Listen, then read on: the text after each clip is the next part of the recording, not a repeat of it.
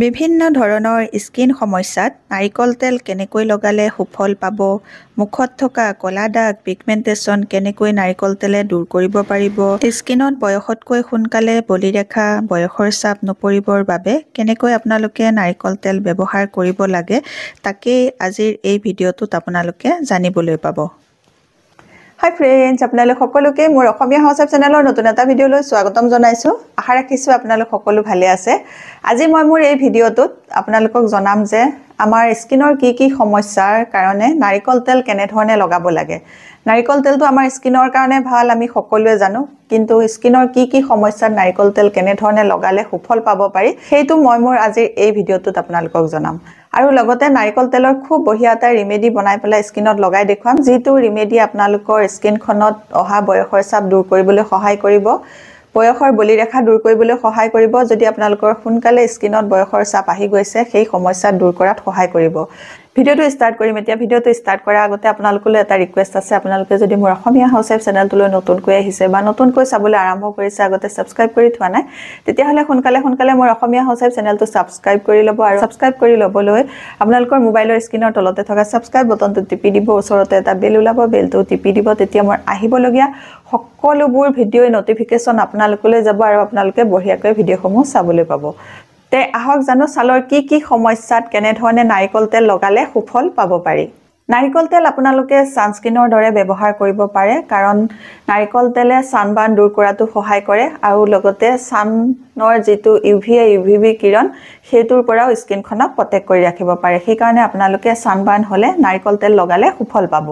নাৰিকল তেলত ফেটি এচিড থাকে, সেইকাৰণে আমাৰ স্কিনখন ছফ্ট কৰি ৰাখিব পাৰে আৰু স্কিনত ধুনীয়া গ্ল' দিব পাৰে। আপোনালোকে স্কিনৰ গ্ল' নাইকিয়া হ'লে, স্কিনখনৰ যদি ছফ্টনেছটো নাইকিয়া হৈ যায়, তেতিয়াহ'লে আপোনালোকে নাৰিকল তেল ব্যৱহাৰ কৰি সুফল পাব পাৰে। নাৰিকল তেলত এণ্টিবেক্টেৰিয়েল গুণ থাকে, যাৰ ফলত আমাৰ স্কিনত হোৱা একনি, পিম্পল এইবোৰ নহ'বৰ কাৰণে স্কিনখন প্ৰটেক্ট কৰি ৰাখিব পাৰে। একনি, পিম্পল নহ'বৰ কাৰণেও আপোনালোকে নাৰিকল তেল ব্যৱহাৰ কৰিব পাৰে। আমাৰ স্কিনত খজুলি হ'লে বা কেতিয়াবা জ্বলা পোৰা যদি কৰে, নাৰিকল তেল লগাই দিলে খজুলি কম কৰাত সহায় কৰে, জ্বলা পোৰা কম কৰাতো সহায় কৰে। কম বয়সতে যদি আমাৰ স্কিনত বয়সৰ বলিৰেখা আহে, বয়সৰ চাপ পৰিবলৈ আৰম্ভ কৰে, তেতিয়াহ'লে নাৰিকল তেল লগালে সেই সমস্যাও দূৰ কৰাত সহায় কৰে। ছালৰ কি সমস্যাত আমি নাৰিকল তেল লগাব লাগে আপোনালোকে জানিলে, আৰু এই নাৰিকল তেলটো কেনেকৈ লগাব লাগে সেইটো এতিয়া মই আপোনালোকক ক'ম। এলাৰ্জি বা খজুলি বা ছালৰ ইনফেকশ্যন হ'লে আপোনালোকে নাৰিকল তেল কেনেকৈ লগাব সেইটো কৈ আছোঁ। খজুলি যদি হয়, তেতিয়াহ'লে আপোনালোকে এচামুচ নাৰিকল তেল ল'ব। এচামুচ নাৰিকল তেলত আপোনালোকে টি অইলটো 2 টোপাল মিহলাব। 2 টোপাল টি অইল দিয়াৰ পাছত দুইটা বস্তু মিক্স কৰি ল'ব। মিক্স কৰি লোৱাৰ পাছত আপোনালোকৰ যি ঠাইত খজুলি হৈছে সেই ঠাইতে লগাব। প্ৰথমবাৰতে আপোনালোকে আৰাম পাব। এতিয়া মই আপোনালোকক ক'ম, স্কিনত যদি জ্বলা পোৰা হয়, তেতিয়াহ'লে আপোনালোকে নাৰিকল তেল কেনেকৈ লগাব। নাৰিকল তেলত এণ্টিবেক্টেৰিয়েল গুণ থাকে, এণ্টি মাইক্ৰবিয়েল গুণ থাকে, এণ্টি ফাংগাল গুণ থাকে। সেইকাৰণে নাৰিকল তেল জ্বলা পোৰা ঠাইত লগালে আৰাম পোৱা যায়। স্কিনৰ জ্বলা পোৰা ঠাইত আপোনালোকে লগাবৰ বাবে অকণমান নাৰিকল তেল ল'ব, সম পৰিমাণে অকণমান এল'ভেৰা জেল আপোনালোকে মিক্স কৰিব। দুইটা বস্তু মিক্স কৰাৰ পাছত আপোনালোকে জ্বলা পোৰা ঠাইত লগাব, আপোনালোকে জ্বলা পোৰাৰ পৰা আৰাম পাব। এনেকৈ আপোনালোকে দিনটোত 3 বাৰো লগাব পাৰে। এই নাৰিকল তেলত মইশ্চাৰাইজিং গুণ থাকে আৰু এণ্টি ইনফ্লেমেটৰী গুণ থাকে বাবে আমাৰ স্কিনখন ছফ্ট কৰাত সহায় কৰে। সেইকাৰণে আপোনালোকে ছফ্ট যদি স্কিনখন কৰিব বিচাৰে, তেতিয়াহ'লে আপোনালোকে অকণমান নাৰিকল তেলৰ লগত অকণমান গোলাপ জল মিক্স কৰিব। মিক্স কৰি পেলাই আপোনালোকে স্কিনত লগাব। এনেকৈ লগালে আপোনালোকৰ স্কিনখন ছফ্ট হৈ থাকিব, গ্ল' হৈ থাকিব। গৰমৰ দিনত এই নাৰিকল তেলটো স্কিনত লগাব পাৰিবনে নোৱাৰিব, বহুতৰ কনফিউজন থাকে। গৰমৰ দিনতো আপোনালোকে নাৰিকল তেল স্কিনত ব্যৱহাৰ কৰিব পাৰিব, কাৰণ এই নাৰিকল তেলত এণ্টিবেক্টেৰিয়েল গুণ থাকে আৰু এণ্টি ফাংগাল গুণ থাকে। সেইকাৰণে এই নাৰিকল তেলটো আমাৰ স্কিনৰ বাবে বহুত ভাল হয়। আপোনালোকে নিজৰ স্কিন টাইপ অনুসৰি এই নাৰিকল তেলটো স্কিনত লগাব পাৰিব। 1-2% মানুহৰ স্কিনত এই নাৰিকল তেলটো শ্বুট নকৰিব পাৰে। যাৰ স্কিনত আপোনালোকৰ নাৰিকল তেল শ্বুট নকৰে, আপোনালোকে স্কিনত নাৰিকল তেল নলগাব। আৰু প্ৰায় 98% মানুহৰ স্কিনতে নাৰিকল তেল শ্বুট কৰে, গতিকে যিসকলৰ শ্বুট কৰে আপোনালোকে লগাব পাৰিব। আমাৰ মহিলাসকলৰ ৰন্ধা বঢ়া কৰোঁতে প্ৰায় সময়তে গৰম তেল হাতত পৰে। তেতিয়া আমি কি কৰোঁ, লগালগ অকণমান বৰফৰ পানী দি দিওঁ বা ঠাণ্ডা পানীৰে ধুই অকণমান কলগেট লগাই দিওঁ। কলগেট লগোৱাৰ পাছত আমি যেতিয়া হাতখন ধুই দিওঁ তাৰ পাছতো অকমান জ্বলা পোৰা কৰি থাকে তেতিয়া আপোনালোকে কি কৰিব অকনমান নাৰিকল তেল দি দিব ইয়াৰ উপৰিও আমি ৰান্ধনীসকলে প্ৰায়ে জলকীয়া চুব লগা হয় জলকীয়া পিচিব লগা হয় হাতেৰে চুব লগা হয় তেতিয়াও আমাৰ হাত খুব পুৰি থাকে যেতিয়া খুব হাত পুৰে তেতিয়া আমি খুব সৰহকৈ অলপ নাৰিকল তেল 10 মিনিটৰ কাৰণে লগাই থৈ দিব লাগে একো চুব নালাগে এনেকৈ লগাই থৈ দিব লাগে এনেকৈ লগাই থৈ দিলেও 10 মিনিটৰ পাছত আপোনালোকে দেখিব নিজে নিজে আপোনালোকৰ হাতৰ জ্বলা পোৰাটো নাইকিয়া হৈ গৈছে ইয়াৰ উপৰি আমি ৰান্ধনীসকলে যেতিয়া পাচলি কাটো তেতিয়াও আমাৰ কেতিয়াবা হাতটো অকনমান কাটি যায় তেনেকৈ যদি অকনমান কাটে তেতিয়াহলে আপোনালোকে নাৰিকল তেল লগালে সোনকালে শুকাই যাব এতিয়া ভিডিওটো একেবাৰে শেষত মই আপোনালোকক দেখুৱাম বয়সৰ চাপ দূৰ কৰিবৰ কাৰণে বয়সৰ বলিৰেখা স্কিনৰ পৰা দূৰ কৰিবৰ কাৰণে বা কম বয়সতে বয়সৰ বলিৰেখা নাহিবৰ কাৰণে বয়সৰ চাপ নপৰিবৰ কাৰণে আপোনালোকে নাৰিকল তেল কেনেকৈ ব্যৱহাৰ কৰিব তাৰ কাৰণে নাৰিকল তেলৰ লগত আমাক আৰু 3 বিধ বস্তুৰ প্ৰয়োজন হ'ব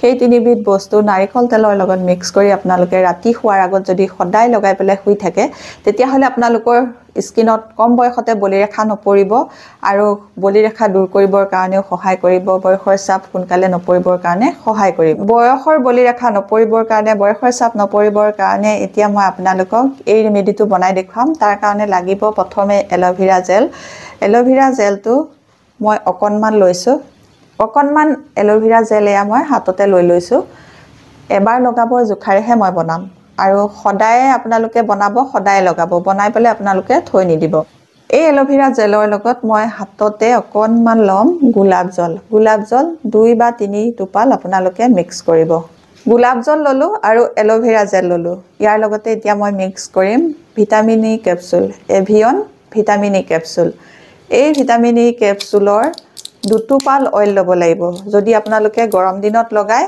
2 টোপাল বা 1 টোপাল আৰু যদি ঠাণ্ডা দিনত লগায় তেতিয়া হলে আপোনালোকে 3 টোপাল মান লব আৰু লগতে অকনমান গ্লিচাৰিনো লব ঠাণ্ডা দিনত হলে গৰম দিনত যদি আপোনালোকে এটো লগায় তেতিয়া হলে 1 টোপাল বা 2 টোপাল আপোনালোকে ভিটামিন ই অইলটো মিক্স কৰিব যদি ঠাণ্ডা দিনত লগায় ইয়াৰ লগতে আপোনালোকে অকনমান গ্লিচাৰিনো মিক্স কৰিব লাগিব এতিয়া যেহেতু গৰম দিন গ্লিচাৰিন মিক্স কৰিব নালাগে গ্লিচাৰিন মিক্স নকৰিলেও হ'ব আপোনালোকে অকনমান ভিটামিন ই কেপচুলৰ অইলটো মিক্স কৰিব এতিয়া মই অকনমান ভিটামিন ই কেপচুল ইয়াতে লৈ ললো বাকিটো আপোনালোকে এনেকৈ আকৌ ভৰাই পেলাই থৈ দিব পিছদিনাখন আকৌ ব্যৱহাৰ কৰিব পাৰিব একেবাৰে শেষত এতিয়া মই লম নাৰিকল তেল 500 টোপাল মান বেছি নহয় 500 টোপাল মান এনেকৈ নাৰিকল তেল আপোনালোকে অইলি স্কিনতো লগাব পাৰিব ড্ৰাই স্কিনতো লগাব পাৰিব কম পৰিমাণে হলে স্কিনত একো প্ৰবলেম নহয় আপোনালোকে গৰম দিনত এনেকৈ লগাব পাৰিব মিক্স কৰি লব ভালকৈ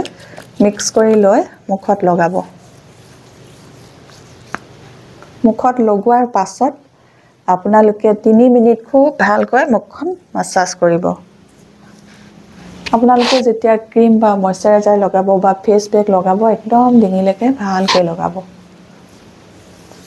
লগোৱাৰ পাছত এতিয়া এনেকৈ 2 মিনিট আপাৰ ডাইৰেকশনত আপোনালোকে মুখখন মাসাজ কৰিব এনেকৈ মাসাজ কৰিলে স্কিনত ব্লাড সাৰ্কুলেশনো হ'ব আৰু ব্লাড সাৰ্কুলেশন হলে স্কিনখন টাইট হৈ থাকিব আৰু সোনকালে বয়সৰ চাপ স্কিনত নাহিব সেইকাৰণে আপোনালোকে ক্ৰীমটো লগাই থৈ নিদিব 3 মিনিট ভালকৈ মাসাজ কৰিব যাতে স্কিনতে এই ক্ৰীমটো এবজৰ্ব হৈ যায় স্কিনত যেতিয়া এই ক্ৰীমটো এবজৰ্ব হৈ যাব এনেকৈ আপোনালোকে ৰাতিটো শুই থাকিব মুখখন ধুই নিদিব